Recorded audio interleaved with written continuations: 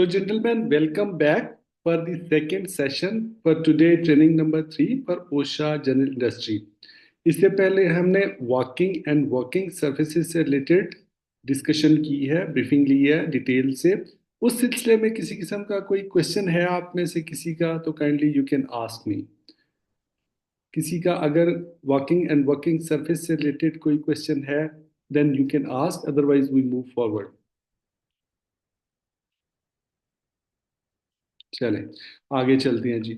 No, हमारा जो second topic है, ये है एग्जिट रूट से related emergency action plans and fire prevention.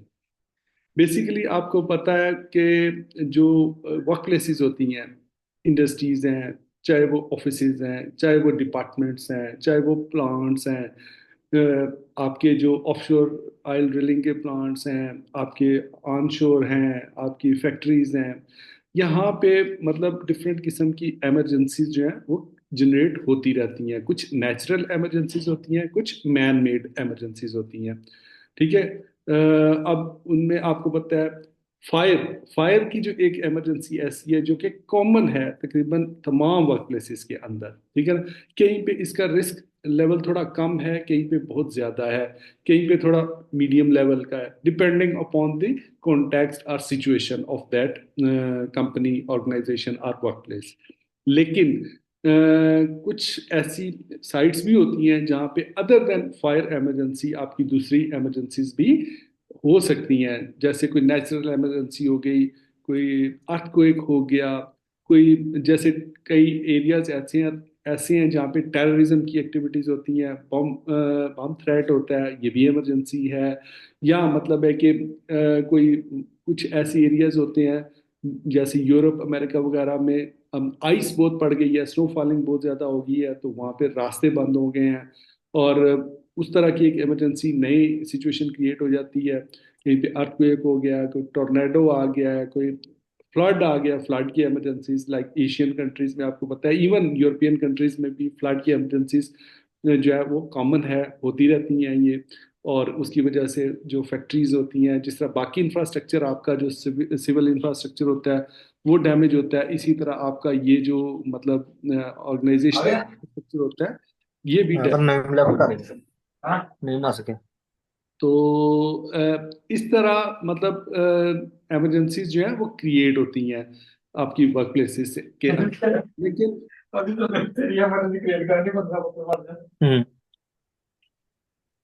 ये काइंडली आप अपना जो है ना माइक ऑफ रखा करें। जब आपने इस कोर्स से रिलेटेड बात करनी हो तो आप काइंडली माइक ओपन कर सकते हैं, ताकि डिस्टरबेंस ना हो। ठीक है, थैंक यू।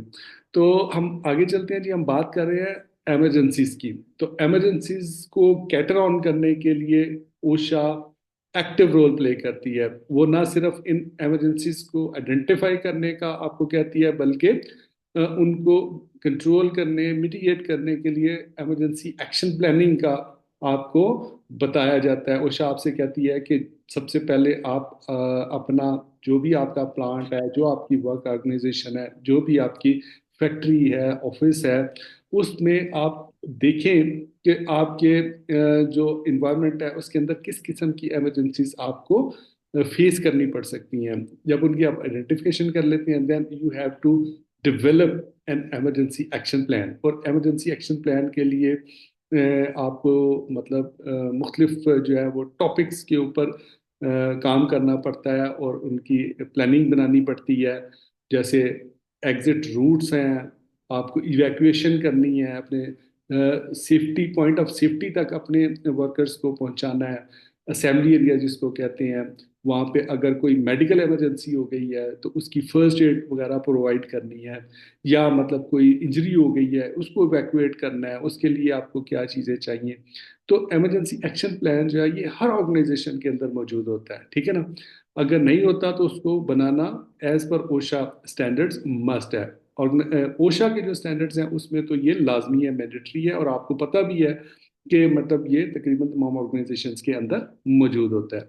ठीक है जी। तो इसमें अगर हम लेसन ऑब्जेक्टिव्स की बात कर लें, तो इसमें हमने बेसिकली, मैंने आपको बताया कि जो जितनी भी हमारी इमरजेंसीज होती हैं उसमें फायर के ऊपर इस ओशा की जो 30 आवर्स की ट्रेनिंग है उसमें फायर वाली जो इमरजेंसी है उसके ऊपर ज्यादा फोकस किया गया। उसकी वजह यह है कि 70% ऑलमोस्ट जो है वो फायर ही की इमरजेंसीज जो है वो अकर होती हैं हमारी वर्क प्लेसेस के अंदर।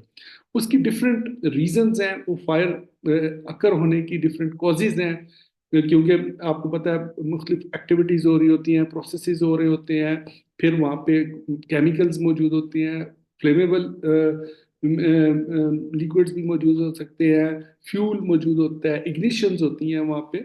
तो फायर इलेक्ट्रिकल प्रेजेंस है, इलेक्ट्रिसिटी की प्रेजेंस है।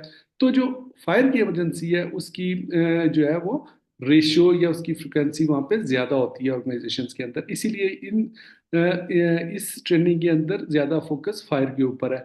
लेकिन ये ओशा स्टैंडर्ड में जब आप इमरजेंसी इवैक्यूएशन प्लान बनाते हैं या इमरजेंसी एक्शन प्लानिंग करते हैं तो उसमें अदर देन फायर इमरजेंसीज को भी आपने आइडेंटिफाई करके उनकी भी प्लानिंग आपने बनानी होती है।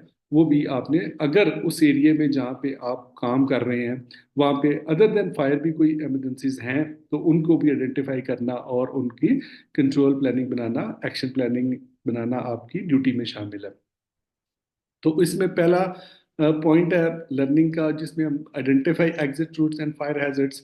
एग्जिट रूट्स कौन सी होती हैं और फायर हैजर्ड किस किस्म के होते हैं उसको हम आइडेंटिफाई करेंगे। Then describe the major types of the exit routes and fire hazards.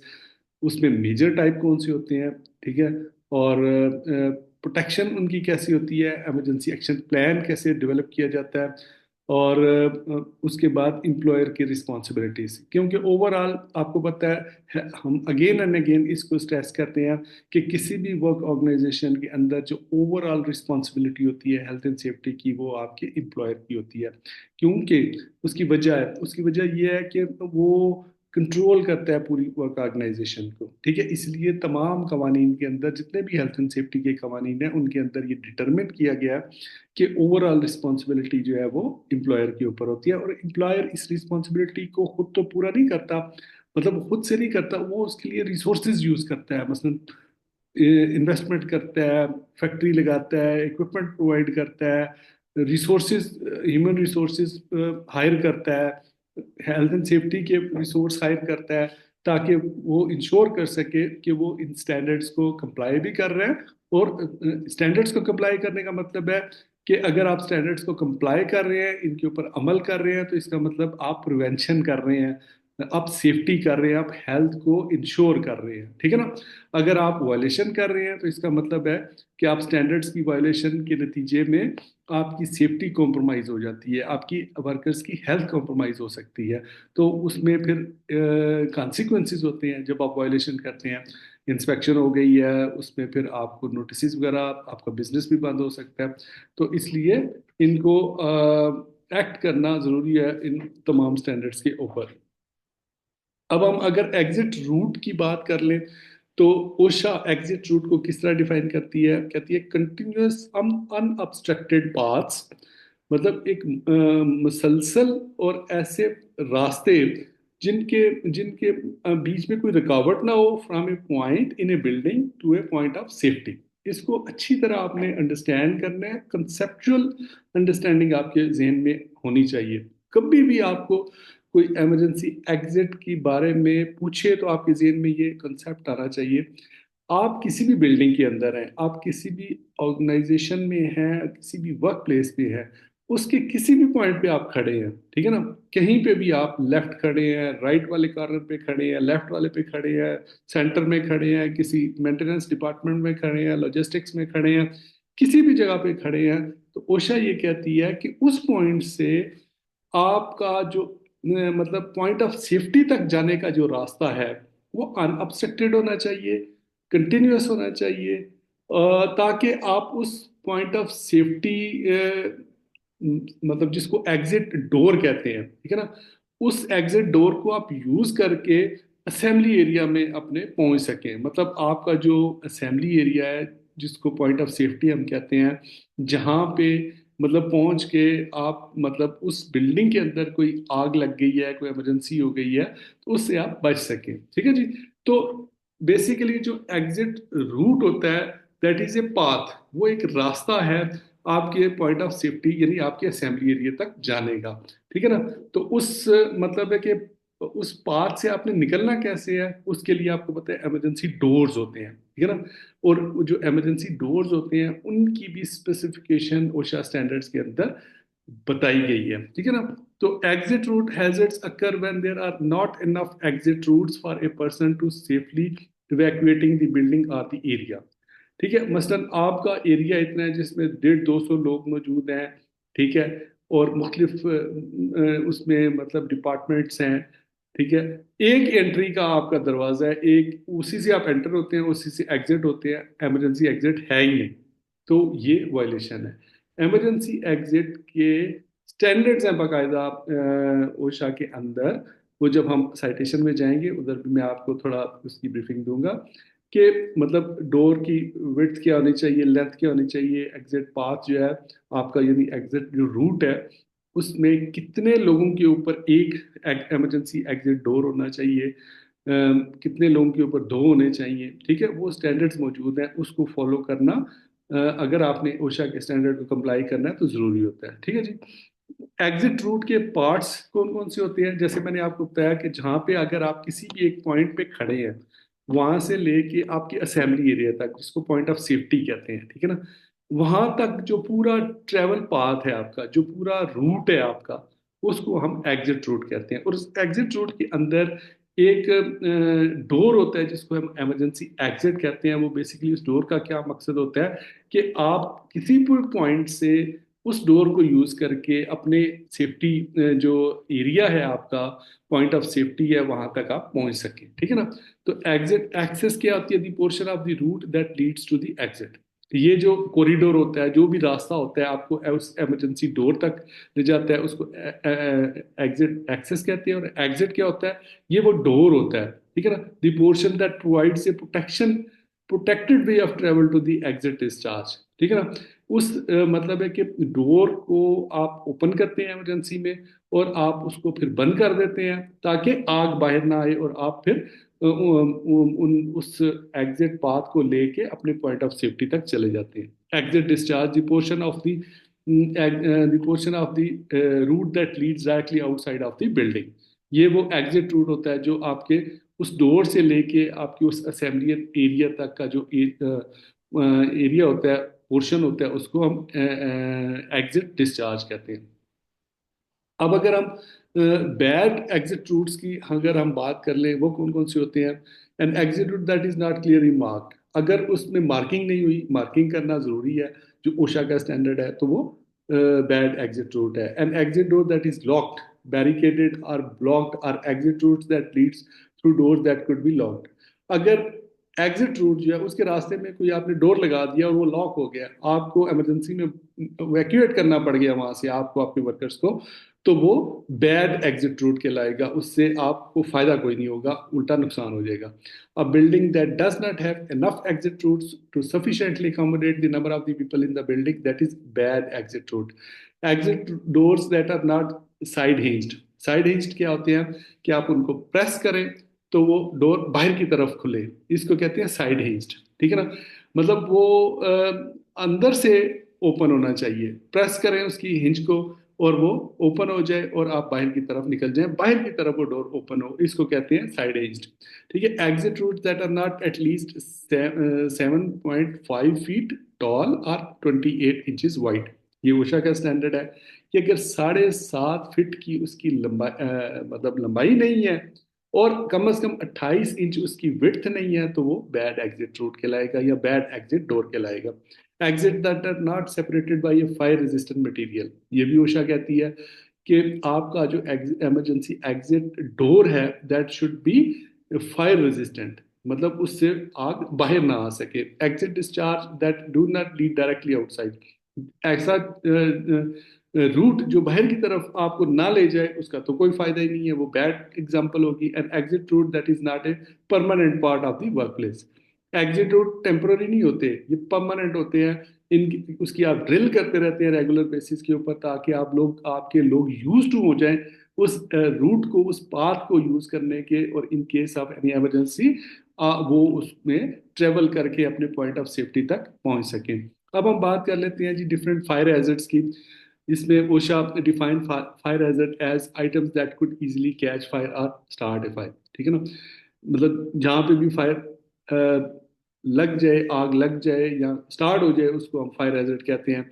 जैसे ये जो सोर्सेज होते हैं, एग्जांपल लाइक कैंडल्स हैं, कई कैंडल्स पड़ी है, गिर गई है, आग लग सकती है, ओवंस में आग लग सकती है, इलेक्ट्रिकल वायरिंग, केमिकल्स एक्सेट्रा। ये फ्यू एग्जांपल्स हैं फायर हैजर्ड की। इसके अलावा भी काफ़ी सारे हैजर्ड मौजूद होते हैं। शॉर्ट सर्किट हो गया, या कोई फ्लेमेबल लिक्विड है, या कोई वहाँ पे मतलब ट्रिपिंग हो गई है, वेल्डिंग के दौरान में आग लग सकती है, स्मोकिंग के दौरान में आग लग सकती है। तो मल्टीपल हैजर्ड्स होते हैं। In the work place everyone is responsible for safety. जैसे ओवरऑल हेल्थ एंड सेफ्टी की रिस्पॉन्सिबिलिटी में बाकी लोग भी शामिल होते हैं, इसी तरह फायर सेफ्टी में भी बाकी लोगों की शमूलियत होती है कि वो एम्प्लॉयर के साथ साथ तमाम लोग उसमें शामिल होते हैं अपनी जिम्मेदारी के अंदर। OSHA standards for exit routes and fire hazards, poorly designed exit routes and evacuation plans have led to several tragic incidents, ठीक है ना।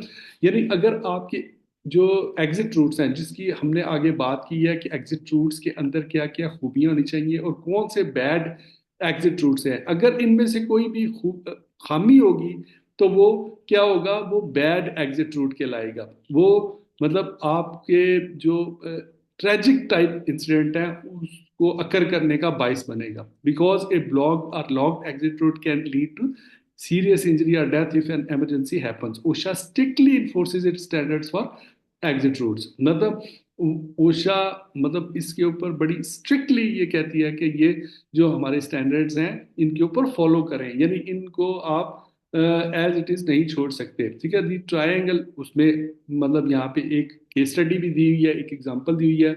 ये एक इंसिडेंट हुआ था यूएस के अंदर। The triangle shirt waste factory fire was one of the most prominent accident in the US history. In 1911, 146 workers were killed because of the fire emergency. Loss of life occurred because of the several violations. Stairwell doors were locked. Workers were trapped by long tables and bulky machines. यानी obstruction थी, आपके exit routes जो है वो path जो है वो clear नहीं थे, पॉइंट ऑफ सेफ्टी तक क्लियर नहीं थे। The building's fire escape was poorly build resulting in its collapse as workers attempted to flee. मतलब वो जो स्ट्रक्चर था बिल्डिंग का वो भी कमजोर था, और वो जरा सी आग लगी वो गिर गया, और उससे वर्कर्स को भागने में निकलने में प्रॉब्लम हुई।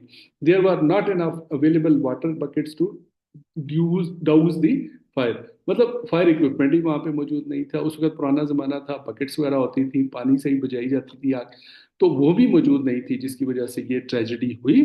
Tragedy like this one have help lead to many of the standards that now exist for all exit route. इसी इंसिडेंट को बेस बना के फिर आगे और इसके बाद जो फर्दर बहुत सारी और भी ट्रेजेडीज हुई, फायर के इंसिडेंट होते रहे यूएस के अंदर, तो तब ये फिर ओशा स्टैंडर्ड्स डेवलप हुए ताकि इनकी प्रिवेंशन हो सके।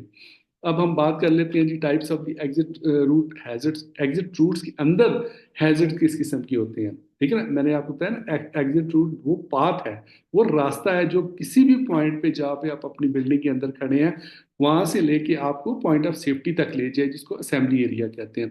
तो अब उस रूट के अंदर एक तो आपका इमरजेंसी एग्जिट डोर होता है, ठीक है ना। इसके अलावा सीढ़ियां भी हो सकती हैं, कोई वो रास्ता हो सकता है। अब उस उन रास्ते के अंदर किस किस्म के हैजर्ड्स होते हैं, मिसाल के तौर पे ऑब्स्ट्रक्शन। अब एग्जिट रूट के अंदर ऑब्स्ट्रक्शन हो सकती है। Exit route must be free and unobstructed, no material or equipment may be placed. मतलब जहां से आपने इमरजेंसी में एस्केप करना है, इवैक्यूएट करना है, अगर उसके रास्ते में कोई, जैसे हमने ऊपर भी पढ़ा कि कोई डोर आपने लगा दिया और वो लॉक हो गया, तो आप कैसे बाहर निकलेंगे। या रास्ते में कोई कार्टन रख दी है, या पानी की बोतलें रख दी हैं आपने, या कोई बक्से रख दिए हैं, या कोई मशीन रख दी है, तो आप अपने पॉइंट ऑफ सेफ्टी तक नहीं जा सकते, ठीक है। तो ऑब्स्ट्रक्शन नहीं होनी चाहिए आपके एग्जिट रूट के अंदर।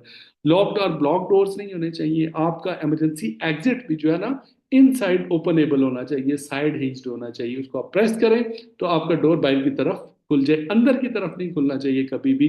अगर अंदर की तरफ इमरजेंसी एग्जिट खुलेगा तो ये ओशा की वायलेशन होगी। Exit door must be unlocked and able to be open from the inside at all times without keys, tools or special knowledge, ठीक है। पुअरली मार्क्ड एग्जिट रूट्स, अगर आपके एग्जिट रूट्स के ऊपर मार्किंग नहीं हुई हुई, उसके साइन नहीं लगे हुए, तो वो भी हैजर्ड है, यानी उससे फिर आपकी इवैक्यूएशन जो है इफेक्ट होती है। इसी तरह अगर आपके मतलब an insufficient number of exit routes, अगर आपका 200 300 400 बंदा एक जगह पे एक डिपार्टमेंट में काम कर रहा है और एक ही एग्जिट रूट है आपका, तो वो भी इनसफिशिएंट है, मतलब हैजर्ड है। तो वो ओशा के जो स्टैंडर्ड्स हैं, आई थिंक 300 के लिए नहीं, 100 एंड प्लस 100 तक के लिए एक एग्जिट रूट होता है, और उससे प्लस के लिए फिर आगे 2 और 3 इस तरह, मतलब उनके स्टैंडर्ड्स में ये चीज़ मेंशन है कि उस नंबर ऑफ पीपल के ऊपर आप डिटरमाइन करते हैं कि एग्जिट रूट कितने होने चाहिए, और अगर कम है तो वो हैजर्ड है। एक्सप्लोसिव और हाईली फ्लेमेबल मटेरियल, अगर आपके इमरजेंसी एग्जिट पाथ या रूट के अंदर कोई ऐसे एक्सप्लोसिव या हाईली फ्लेमेबल मटेरियल पड़े हैं, कोई पेट्रोल पड़ा है, डीजल पड़ा है, या कोई और फ्लेमेबल लिक्विड रास्ते में पड़े हैं, तो वो आपको पता है जब लोग भागते हैं, जब इमरजेंसी में लोग वहां से फ्ली करते हैं, भागते हैं, तो इमरजेंसी होती है ना, उसमें आपको होश तो नहीं होती कि आपके साइड पे क्या चीज पड़ी है, वो गिर सकती है। अगर वो फ्लेमेबल हाईली एक्सप्लोसिव या फ्लेमेबल लिक्विड है, तो इट सेल्फ बहुत बड़ा हैजर्ड क्रिएट करेगा आपके लिए। ठीक है जी। अब कुछ हम कंट्रीब्यूटिंग फैक्टर्स की बात कर लेते हैं जो आपके फायर हैजर्ड्स को इन्हेंस कर देती है, मतलब बढ़ा देती है। जैसे मतलब फ्लेमेबल एंड कंबस्टिबल मटेरियल, अगर मतलब because these materials can ignite at any time, a work must have adequate fire control devices, for example ओजीज आर फायर एक्सटिंग्विशर्स।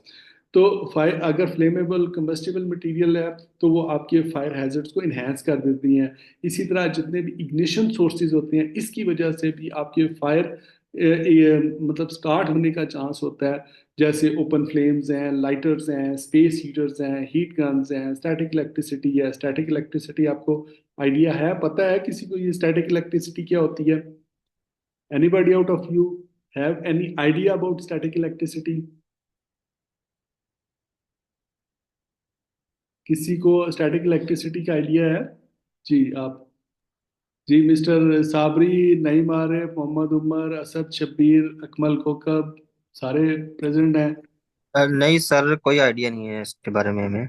अच्छा ठीक है, चलें मैं आपको ब्रीफ कर देता हूँ। मेरा मकसद ये है कि आप सुन तो रहे हैं ना मेरी बातें, थोड़ा सा आपको मैंने इसलिए थोड़ा सा वो मोटिवेट की है। तो नहीं नहीं एनीवे सर, समझ। चलें, गुड, थैंक यू। अच्छा, स्टैटिक इलेक्ट्रिसिटी बेसिकली क्या होती है कि जब आप की किसी भी कंडक्टर के अंदर करंट फ्लो करती है। करंट क्या होती है? फ्लो ऑफ इलेक्ट्रॉन्स, ठीक है ना। उस फ्लो ऑफ इलेक्ट्रॉन के वजह से उसके दाएं बाएं कुछ एरिया तक एक मैग्नेटिक फील्ड जो है वो क्रिएट हो जाता है, ठीक है ना। वो नजर नहीं आता, वो मैग्नेटिक फील्ड जो होता है ना, वो बेसिकली उतना एरिया जो होता है उसको हम स्टैटिक इलेक्ट्रिसिटी कहते हैं। बाज़ का ऐसा होता है कि अगर कोई हाईली फ्लेमेबल केमिकल हो, कोई मटेरियल हो, अगर उस एरिया में, जिसको हम मैग्नेटिक फील्ड कहते हैं या स्टैटिक इलेक्ट्रिसिटी का एरिया कहते हैं, मतलब वो सर्टन एरिया होता है उस कंडक्टर के इर्द गिर्द जहाँ पे करंट फ्लो कर रही होती है। तो अगर कोई फ्लेमेबल लिक्विड वहां पे आ जाए, तो वो उसको कैच कर लेगा, मतलब फायर कैच कर लेगा, आग लग जाएगी वहां पे। यानी आप समझेंगे कि शायद तार से टच करेंगे तो तब आप आग लगेगी। ऐसा नहीं होता, बाज़ का भी होता है कि उस मैग्नेटिक फील्ड की वजह से या उस स्टैटिक इलेक्ट्रिसिटी जो फ्लो ऑफ इलेक्ट्रॉन या फ्लो ऑफ करंट की वजह से क्रिएट हुई है। क्योंकि आपको पता है बाज़ वायर्स बड़ी हैवी मतलब वोल्टेज जो है वो ट्रेवल कर रहे होते हैं उसमें, तो उसकी वजह से उसके इर्द गिर्द जो है वो स्टैटिक फील्ड या मैग्नेटिक फील्ड क्रिएट होता है, उसको हम स्टैटिक इलेक्ट्रिसिटी कहते हैं। और ये अक्सर इस वजह से भी आग लग जाती है। इसी तरह हॉट सर्फेसिज हैं, उन उनसे भी आग लग सकती है। ये खासकर जो गर्म इलाके हैं आपके सऊदीया और मिडल ईस्ट वगैरह के, यहाँ पे इस तरह के इंसिडेंट बहुत होते हैं, हॉट सर्फेसिस की वजह से आग लग जाती है, ठीक है ना। इलेक्ट्रिक ऑक्स एंड स्पार्क्स, ठीक है ना, इसी तरह स्पार्किंग हो गई है, कहीं शॉर्ट सर्किटिंग हो गई है, उसकी वजह से आग लग जाती है, वेल्डिंग इक्विपमेंट की वजह से आग लग जाती है। तो ये सारी वो सिचुएशंस हैं या वो सोर्सेज हैं जिनकी वजह से आग लग सकती है। High hazard areas and hazardous material. High hazard contents are materials that are likely to burn quickly, are produced poisonous fumes or explosion in a fire, ठीक है ना। अब जैसे मतलब अगर फर्ज करें आपके जिस एरिया में आप मौजूद हैं वहाँ पे अगर कोई डीजल पड़ा है, पेट्रोल पड़ा है, कोई गैस पड़ी है, अगर वहाँ पे आग लगेगी तो उससे बस का, या कोई रबर, आपको पता है रबर जब जलता है या टायर जलते हैं तो उससे बड़ा ब्लैक स्मोक इस तरह का क्रिएट होता है कि वो बड़ा डेंजरस होता है। और अमूमन जो रिसर्च कहती है कि फायर के बर्न या फायर से डायरेक्ट मतलब इतनी अमवात नहीं होती, इतनी डेथ नहीं होती जितनी सफोकेशन से होती है। सफोकेशन क्या होती है कि जब आग जलती है किसी एरिया में, वहां पे ऑक्सीजन जो है ना वो खत्म हो जाती है, कम हो जाती है, डिप्लीट हो जाती है ऑक्सीजन वहां पे, और वो सांस लेना आपको वहां पे मसला हो जाता है, यानी सफोकेशन हो जाती है उस एरिया में जहाँ पे आग जल रही होती है। और वो जो धुआं होता है वो उसमें ऑक्सीजन की कमी होती है, बल्कि कम खत्म हो जाती है। तो उस कार्बन डाइऑक्साइड वहां पे ज्यादा होती है तो उससे सफोकेशन होती है जिससे डेथ्स होती हैं। ठीक है ना। An exit route should not be design to have people walking towards or into high hazard area. यानी आपने जो भी एग्जिट रूट मार्क किया है अपनी बिल्डिंग के अंदर, आप उस एग्जिट रूट ऐसी जगह पे ना रखें जहां से आपको उस हाई हैजर्डियस एरिया से गुजर के जाना पड़े, जहाँ पे कोई इस तरह के मटेरियल पड़े हों जो एक्सप्लोसिव हों, फट सकते हों, धमाका हो सकता है उनका। If materials are not handled and stored carefully and properly it could lead to a fire another type of the workplace disaster. अगर आप इनकी स्टोरेज प्रॉपर नहीं, इसकी स्टोरेज के लिए पूरा, यानी जितने भी highly flammable hazardous catchable fire catchable materials होते हैं, इनके लिए स्पेसिफिक स्टोरेज की पूरी स्टैंडर्ड रिक्वायरमेंट्स हैं ओशा स्टैंडर्ड्स की। ठीक है ना। इलेक्ट्रिकल हैजर्ड्स की वजह से भी आपको मतलब है कि आग लग सकती है, डिफरेंट किस्म के, जैसे शॉर्ट सर्किट हो गया, या मतलब इस तरह अगर आपका सर्किट जो जिसको आप कहते हैं ग्राउंड फॉल्ट, जीएफसीआई जो आपकी डिवाइसेस होती हैं उनके अंदर कोई फॉल्ट आ गया, ठीक है ना, या आपके जो मतलब कंडक्टर्स हैं जिसमें करंट गुजर रही है उसको आपने इंसुलेट नहीं किया प्रॉपर, या वहाँ पे आपने मतलब है कि कोई और इस तरह के फॉल्ट्स हैं आपकी कॉर्ड्स के अंदर, आपके एक्सटेंशन के अंदर, आपकी केबल जो है जिनके अंदर करंट गुजरती है, अगर वो एज पर स्पेसिफिकेशन नहीं है तो उससे भी आग लगने का खतरा होता है। ठीक है जी। अब अगर हम बात कर लें इमरजेंसी एक्शन प्लान, तो उसमें मेन फोकस हमारा जो होता है वो, चूंकि हम फायर इमरजेंसी एक्शन प्लान बनाते हैं तो इसमें फायर का रोल मेन होता है। लेकिन ये इमरजेंसी एक्शन प्लान सिर्फ फायर के लिए नहीं होता, ये तमाम जो आपकी इमरजेंसीज हो सकती हैं आपकी ऑर्गेनाइजेशन के अंदर उनके लिए बनाया जाता है। ठीक है जी। अब ओशा क्या कहती है जी कि ये फायर इमरजेंसी एक्शन प्लान जो है वो किस तरह बनाना चाहिए और क्या क्या रिक्वायरमेंट्स हैं इसकी। ठीक है ना। उसमें ओशा कहती है an emergency action plan must be in written, ये लिखा हुआ होना चाहिए, रिटन में मौजूद होना चाहिए, kept in the work place, आपकी वर्क प्लेस के अंदर, and be available to all employees for review. तमाम वर्कर्स आपके तमाम लोग जो है वो इसको रिव्यू कर सकें, इसको पढ़ सकें, यानी एक्सेसिबल होना चाहिए। ठीक है ना। अब ओशा का एक स्पेसिफिक स्टैंडर्ड है, वो कहते हैं अगर इफ द कंपनी हैज 10 और fewer employees the plan can be communicated hourly. ठीक है ना। अगर आपके मतलब है कि 10 से कम है, 10 या 10 से कम वर्कर्स हैं, उस सूरत में आपके लिए एक एक्सेप्शन है कि आप अपना रिटर्न प्लान ना बनाएं, आप ओरली जुबानी कलामी आप उनको बता दें कि फायर से बचना कैसे है इन केस ऑफ इमरजेंसी, अगर फायर की इमरजेंसी होती है तो उसमें आपने सेफ्टी अपनी कैसी करनी है। तो ये स्टैंडर्ड आपने जेन में रखना, मिनिमम 10 से ऊपर होंगे तो फिर आपका रिटर्न फॉर्म में इमरजेंसी एक्शन प्लान मौजूद होना चाहिए।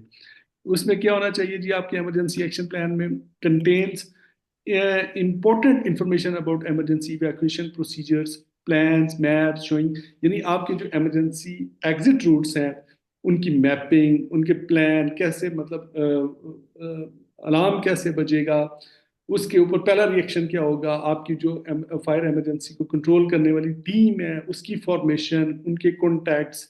ठीक है। और मतलब डिफरेंट किस्म की जो इमरजेंसीज वहाँ पे हो सकती हैं, वो कोई एडिशनल रिस्पॉन्सिबिलिटीज आपने किसी को, मसलन बाज का ये होता है ना कि आप की जो फायर इमरजेंसी की टीम होती है उन्हीं के अंदर जो जैसे फायर वार्डन्स होते हैं, फायर सेफ्टी ऑफिसर होता है, उन्हीं के अंदर फायर फर्स्ट एड की टीम भी शामिल हो जाती है। ठीक है ना। अमूमन जो बड़ी ऑर्गेनाइजेशन होती हैं उनमें तो फायर इमरजेंसी की जो मेडिकल इमरजेंसी वाली टीम है वो बिल्कुल अलग होती है, लेकिन छोटी जो ऑर्गेनाइजेशन होती है उनके अंदर आप अपने किसी फायर वार्डन को भी फर्स्ट एड की ट्रेनिंग दिला के उसको आप इसमें शामिल कर सकते हैं। ठीक है जी। तो रिस्पॉन्सिबिलिटीज वहाँ पे डिफाइन होती हैं।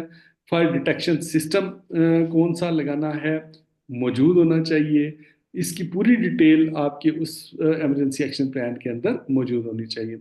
और इसी तरह फायर एक्सटिंग्विशर्स जो हैं, जो कि फायर को पुट आउट करने के लिए, एक्सटिंग्विश करने के लिए डिवाइसेस हैं, इक्विपमेंट यूज होता है। ये बेसिकली आपको पता है डिफरेंट किस्म के सिलेंडर आपने देखे होंगे अपनी ऑर्गेनाइजेशंस के अंदर।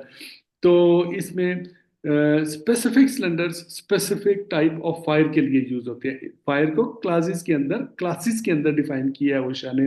जैसे क्लास ए फायर है, क्लास बी फायर है, क्लास सी है, मल्टीपर्पज है, क्लास डी है, क्लास के। मतलब जो क्लास ए टाइप की फायर होती है, जैसे वुड है, पेपर है, क्लॉथ है, इस टाइप की जो फायर अगर होती है इन चीजों से, उसके लिए क्लास ए टाइप का जो फायर सिलेंडर है वो यूज होता है। हर सिलेंडर के ऊपर उसकी क्लासिफिकेशन लिखी हुई होती है।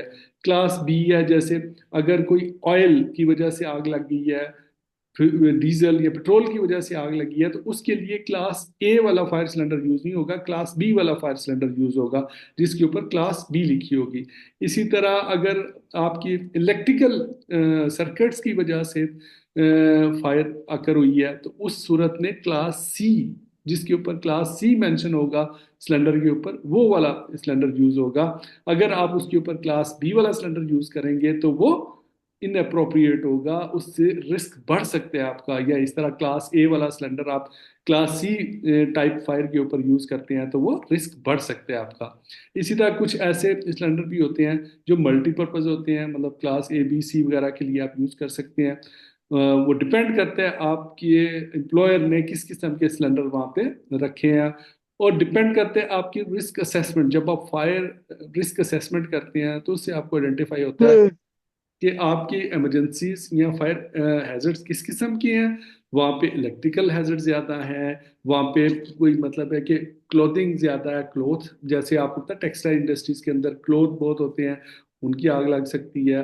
कहीं पे वो जो कार्टेज मतलब ये जो गत्ता फैक्ट्रियाँ होती हैं उनमें ये पेपर बहुत होता है, उससे आग लग सकती है। कहीं पे वुड बहुत होती है तो वुड की आग, तो उसके लिए क्लास ए ऊपर वाला है के जो है वो सिलेंडर यूज किए जा सकते हैं। तो इस हैं? तरह मतलब आप पहले किसने मना किया था? करते हैं और उसके बाद आप उस साल हाँ तो मना किया था तूने।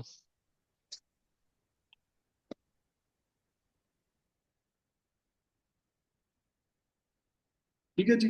तो मतलब जिस टाइप की फायर होगी उसी टाइप का सिलेंडर आप वहां पे यूज करेंगे, और ये सारी डिटेल्स आप अपने इमरजेंसी एक्शन प्लान के अंदर मेंशन करेंगे।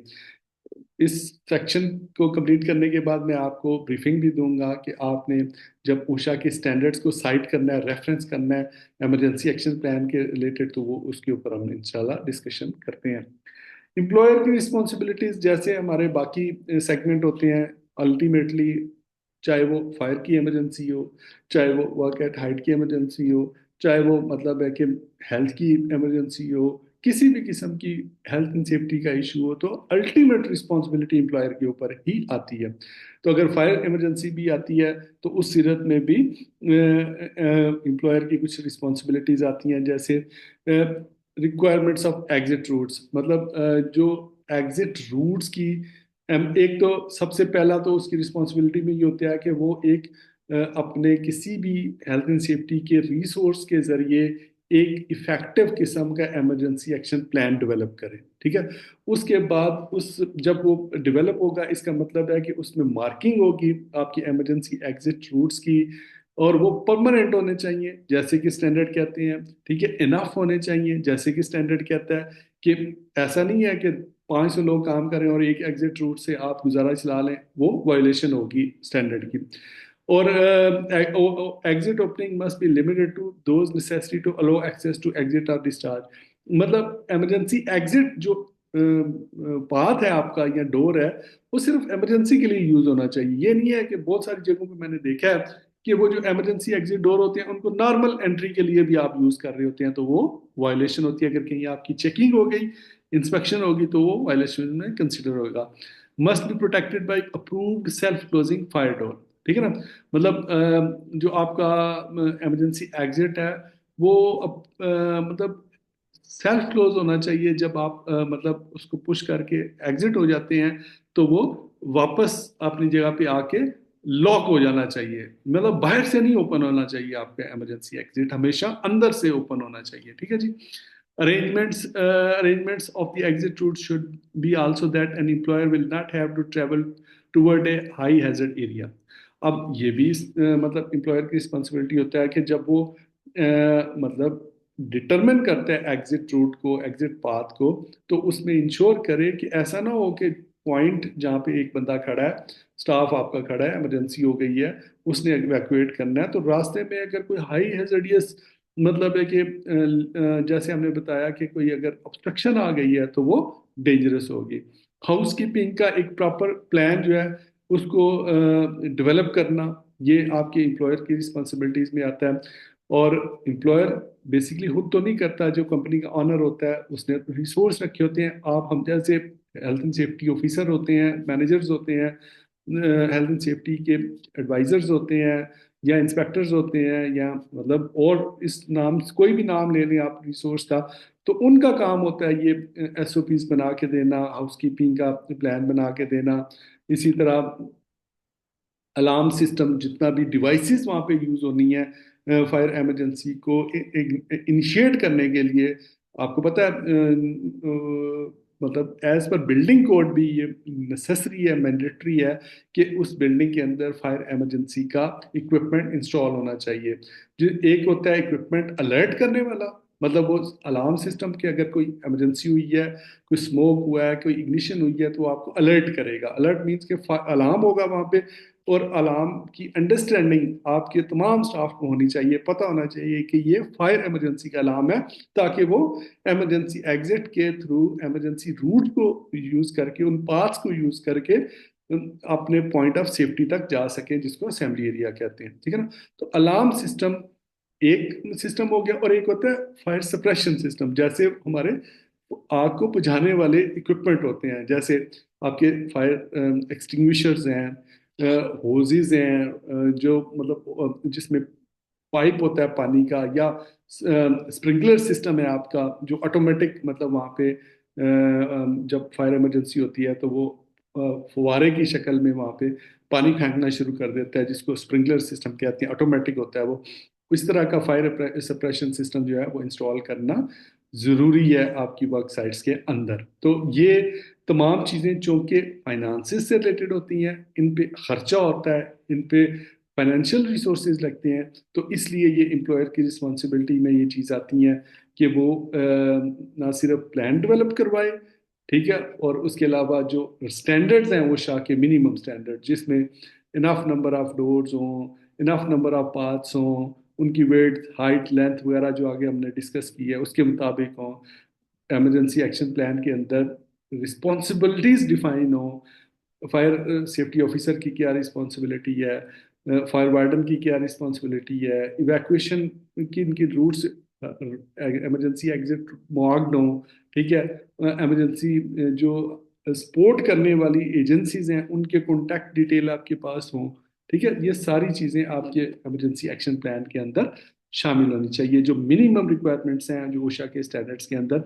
वो जब हम अगले सेशन में आएंगे मैं आपको उस स्टैंडर्ड तक ले जाऊंगा, और उसकी क्या रिक्वायरमेंट्स हैं वो मैं आपको वहाँ पे दिखाऊंगा।